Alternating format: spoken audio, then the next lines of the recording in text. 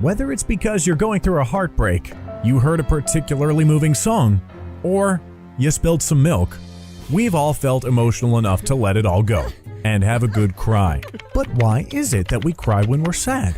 Let's take a look at Brainerd. He's been having a rough time lately. His personal problems, relationships, and responsibilities have piled up to the point that he's feeling overwhelmed.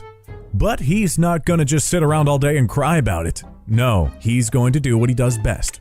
Research an effective way to relieve all that pent-up emotion and stress, and get back to his regular productive self. And it turns out the best way to do that might be to sit around and cry about it. Oh, yes, that's right. Our most primitive method of expressing distress may be the solution to some of our biggest problems. But to know why that is, we need to understand what the deal with tears is in the first place. Now, humans are no strangers to crying. As babies, we're basically brought into this world crying nonstop, and then managed to reduce that to a more reasonable 3 hours a day. Fortunately for our parents, as we grow older, our tendency to cry drops, but never as low as you might think. On average, both men and women cry at least once a month, and maybe more if This Is Us is on TV. Fortunately for us, tears are actually an incredible biological tool that are essential for human performance. Chemically speaking, they're made up of a lot of the same components as saliva, but there's a world of difference between your tears and your spit.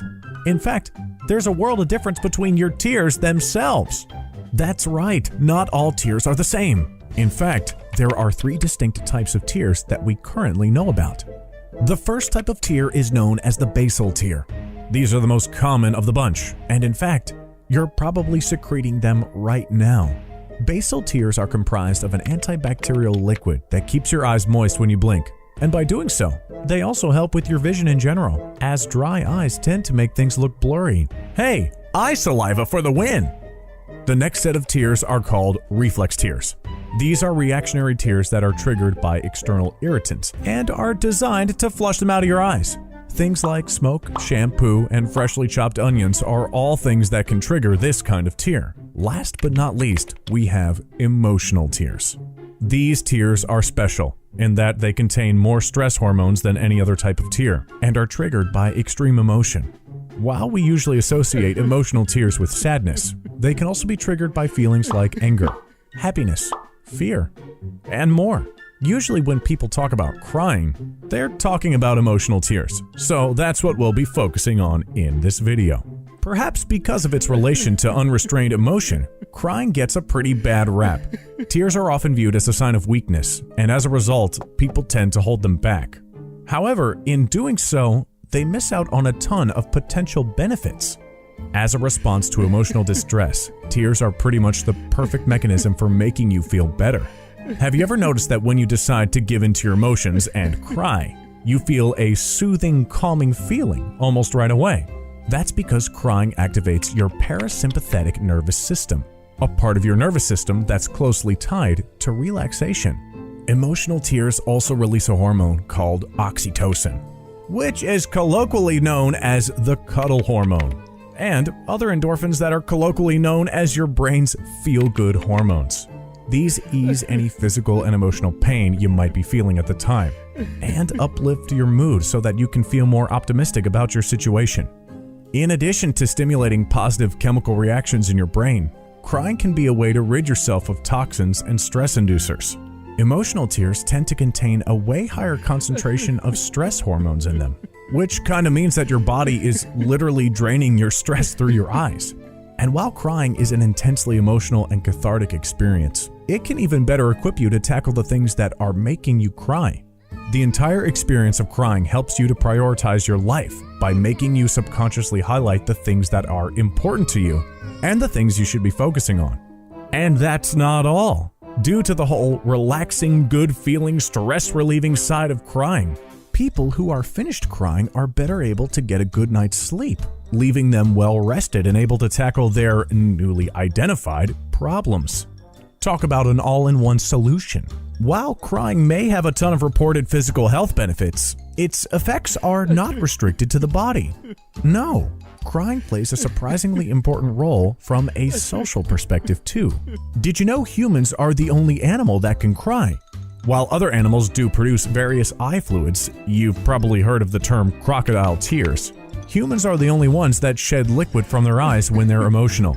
This seemingly odd ability may actually have played a significant part in the development of human evolution and society. You see, while tears are healing on a personal level, they also visibly display your distress and emotional state to others, which can help you get support and sympathy from the people around you. This is what's called an interpersonal or social benefit of crying. Practically, this is effective too, as you may go from feeling isolated and alone in tackling your issues to having the support of a community behind you. Crying as a show of genuine vulnerability can really bring people together. It plays a crucial role in relationships too, as it helps to prevent fights from getting too out of hand. Seeing your partner cry can make you feel more compassionate or guilty, depending on the case. And it can help you snap out of the fight mode and back into a team-first mentality. In general, it's more difficult to argue with someone who's crying, as it's a pretty strong trigger for your brain to tell you to back off. The effects of crying are so powerful that some people use it manipulatively to garner sympathy and trust, or to get their way. You see this most often in toddlers, who are basically experts at fake crying. And unfortunately, you sometimes see it in adults too. Now, a lot of what we've been discussing seems to pertain more so to sad tears. But is there a difference between sad and happy tears? Well, no. Emotional tears are all quite similar. And while they are rooted in different emotions, it seems the same form of catharsis is required. One theory of explaining this is that crying actually brings you back to your baseline state when you're experiencing intense emotions. So whether you're cripplingly sad or so happy you could burst, just have a quick cry and you'll be feeling yourself in no time.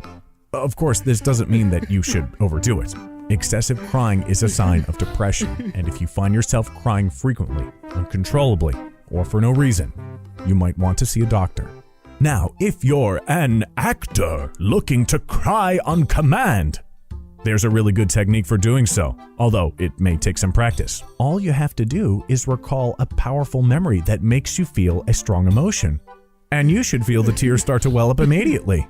And if you can't think of such a memory, imagined sadness can be just as powerful as real sadness. Although actors somehow manage to look attractive while crying, most of us, well, don't. You know the look.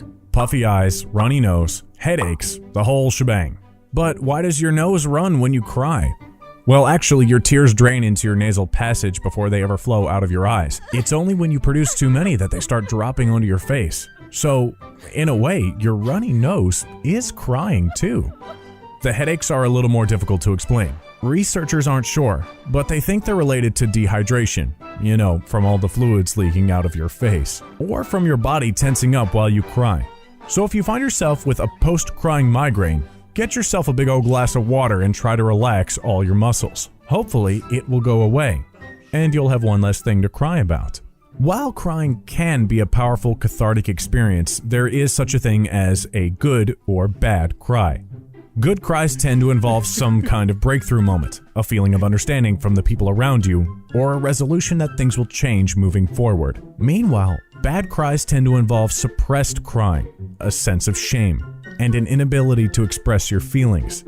While good cries make you feel really good, bad cries can actually make you feel worse. The difference between a good and a bad cry really seems to be rooted in your environment. If you're in a supportive, comfortable environment with friends, for example, you're more likely to feel safe and thus have a good cry. Meanwhile, if you're at work and you're being berated by your mean boss in front of your coworkers, crying is more likely to make you feel more miserable afterwards. So while you may not be able to control exactly when you cry, you should do your best to get to a safe space before you do it. When done in the right circumstances, crying can make you feel a lot better physically and mentally, and can actually help you resolve the problems that were making you cry in the first place through a newfound sense of clarity and community support. It's the perfect biological tool for managing stress. Just look at Brainerd. So the next time you feel like crying, don't worry about the social or cultural implications. Just go for it.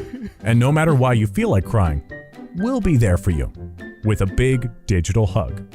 and more videos. Ciao for now.